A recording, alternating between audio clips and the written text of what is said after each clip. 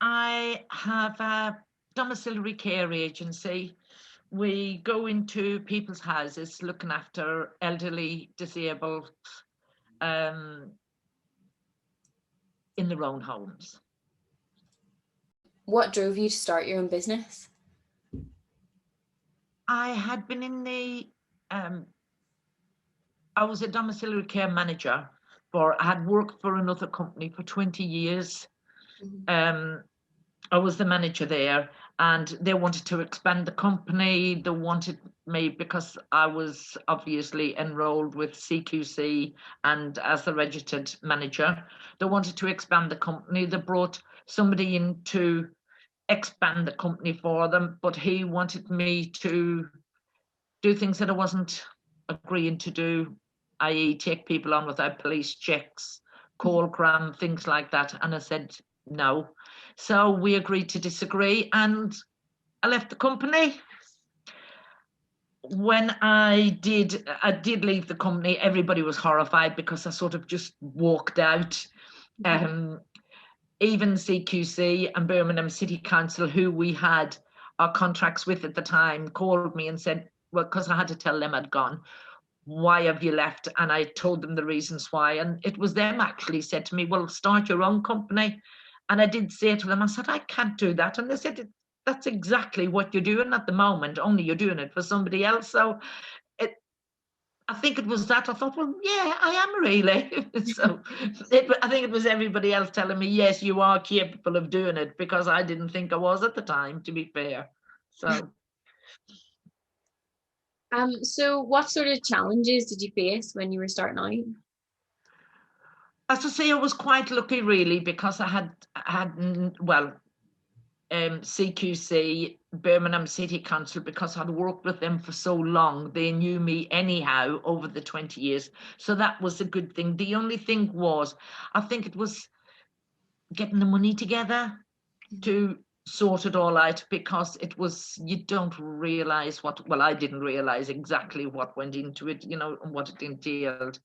But I was also lucky there because a friend of mine who had worked for the company as well, but she had resigned as well, but she had resigned 4 years before I had.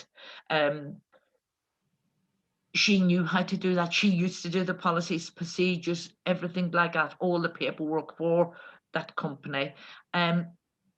Plus, she had money aside to put it all together. So when people ask, I say, I'm the brains of the outfit and she's the cash machine.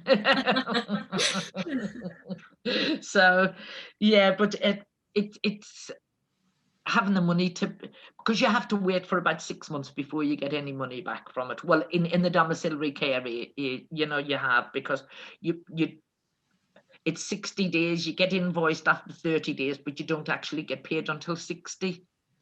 But then obviously everything must get paid out before we did the carers and whatever. So that was all. That was it. So what lessons do you think you learned from those challenges? I think don't be afraid of change. Because that's what I was. I really was. But there again, I was the same with technology. I was the same with computers. I was the same with iPhones. Don't be afraid of change, because if you sit down, if you put your mind to things, you can do anything. But obviously and you have to be prepared to work hard and really hard, because when I started, I actually 365 days I went out doing the calls on my own, getting the calls together, which wasn't very difficult, because a lot of the service users and the families who was with the old company wanted to come to me anyhow. So they came to me, phoned me and said, please take us on your books, which I did.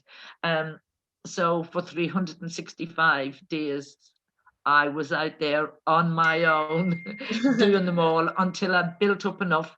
And then my daughter Natalie helped me. Plus, I can see it now, which it couldn't before. 3 of the carers from the old company were helping me out as well, bless them. While still working there. which was a bit naughty of me. And but they're actually working for me now. So, and the other company's gone bankrupt. So yeah, it's worked out. It's actually worked out unbelievable. It's just like I don't know. It's crazy the way it's all worked out, to be fair. So so what advice would you pass on to someone who is starting out now? to say, don't be afraid of change. Be prepared to put hard work in. Yeah. Be prepared to put hard work in. Take risks. Mm-hmm. And don't put yourself in a position that you're going to lose everything. But yes, take the risks. Be prepared to give it 100%. Just keep going, keep clawing away at it, and you will eventually get there.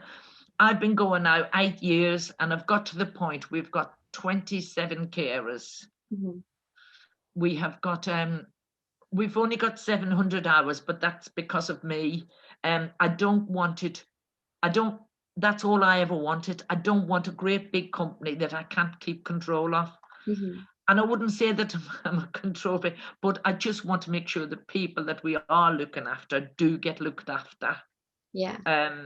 So it's different in this business, in domiciliary care, because you have got to know what you're doing. You can't just be in it for the money, because it doesn't work in this industry as it does in others. So. Okay. So the next question that we have, this might not apply to your business so much, but how did you choose the location? So you were already working in the area and living there. Did you always know that you just wanted to keep working there? Yes, and again, it was because the service users that were the people that were already looking after, as I say, they approached me and they said, please come and look after us, please, you need to come back. It's you know what I mean? So yes, I wouldn't have been able to do it anywhere else. So for me, it was a good thing, because I'd already known the people that I was working with, and the people in City Council, CQC, I'd already known them all.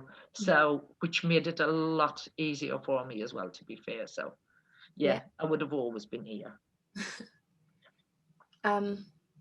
So in terms of like marketing, is it mostly just word of mouth? Is it just people in the area that know you? Or? Well, no, because we've actually now, I've got a contract with Birmingham City Council. Mm-hmm. I was actually awarded a contract with them. So it's called Shaping the Marketplace. They've got, so if people need care, you actually go on and you put your name forward, or you bid for the package that you want. So I've lost it. Oh yes, so no, we've got a contract with them, so we don't really have to advertise. Mm-hmm. The only time I do with social media, I advertise if we need carers, right? Facebook and things like that. I've made a page and we just advertise for carers on there, like a job search, like a job searching for. I did one a couple of weeks ago actually, but again, it is really nice because some of the people that see it on there, we have actually looked after some of their families, mm-hmm. And they put some lovely things up there for us. You know what I mean? Brilliant company. I would recommend them to anybody, things like that. And even now, it just goes to show you, and I know it's only 8 years ago, I say to me, to my daughter or the carers, who's that? Who's that? Because I can't remember who they are. And they go, oh, that's such and such daughter, or that's such and such son. But yeah, we don't advertise much, but we do get some lovely feedback, to be fair, on there. So at the minute with COVID-19, how have you been navigating this crisis? It's been okay, actually. Mm-hmm. Touch wood, as I say, we haven't had no service users, or have we had any carers that got it, but I would not take any more packages of care on that were coming discharged from hospital, for the simple reason they weren't they weren't testing them at first for COVID. Mm-hmm. They were offering, the councils in Birmingham anyhow were offering £1,000 Mm-hmm. for people to take them out, so that you could use extra staff, Mm-hmm. extra PPE. But to be honest, I didn't think it was worth it. What's £1,000 to put on somebody's life? It's not just for the service users, it was for the carers. They were going home to their kids, their families, their mums, their dads, and I wouldn't take any calls on that was coming out of hospital. So but we did, however, PPE, I made the carers use PPE and all of it. It was a nightmare getting it, but well, we're actually paying treble for it now, as to opposed to what we were before it all come out. But if we can do it with just a small company, I can't see the reason why everybody can't get it. It is there. It's just you have to pay the price for it. But Yeah. if needs must, then it's got to be done, hasn't it, to keep people safe? That's the only thing you can do. Yeah. But it has been a bit different. Oh, and that and that's something else. People need to put a little bit by for a rainy day as well, because luckily we had. So when things like the PPE comes about, and when it comes to this, but because it's cost an absolute fortune, but you can get it. It's out there. Yeah. At a price. So since starting the business, what sort of changes have you seen in like growth and expansion and the way you have to run? Again, I think it's because we're working for Birmingham City Council. I make them sound awful, but they're not. Honestly, they're really good. But I think all councils across the board have only got, and you know what I mean, the money. They've got the budgets that they have to put out, and that's it. Because you only get, they've only give you an uprise every 3 years. Mm-hmm. So even though it's difficult, you'd think in this day and age that you get extra money that you'd be able to give, because it's horrible. And that's why a lot of people say, and it is true, poor carers, they're on a minimum wage. People working in supermarkets and things are getting more money than they are. But it's because of working for the council. I think it's their budgets. They're not able to give you any extra, so hence that's how it is. But we give our carers a little bit of a bonus at Christmas, or we give them something for their birthdays, because it is a shame. It is. So it's definitely not a job to get into if you're only going into it for the money. You might as well not bother, you know what I mean? You really have to want to do this, and you have to be a caring person to want to do this job. But it is difficult, and it is hard.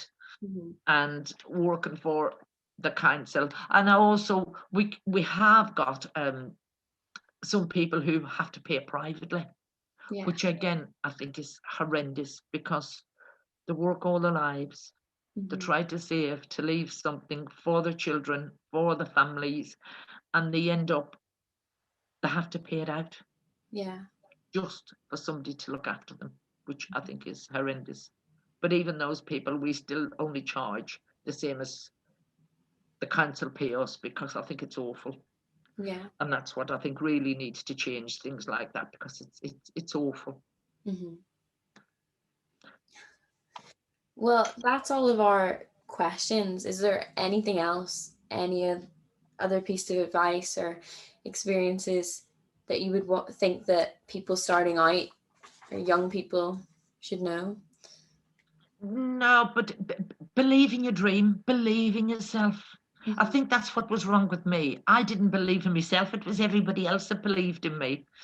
But if you want to do it, you will do it. You will get there, get out, show them. But it is hard work. There's no point in sitting moaning about it if things go wrong, because you take 2 steps forward and 3 back all the time. I've cried, I think, oh my God, what happens now? You know what I mean? But if you just keep pushing on, you will get there.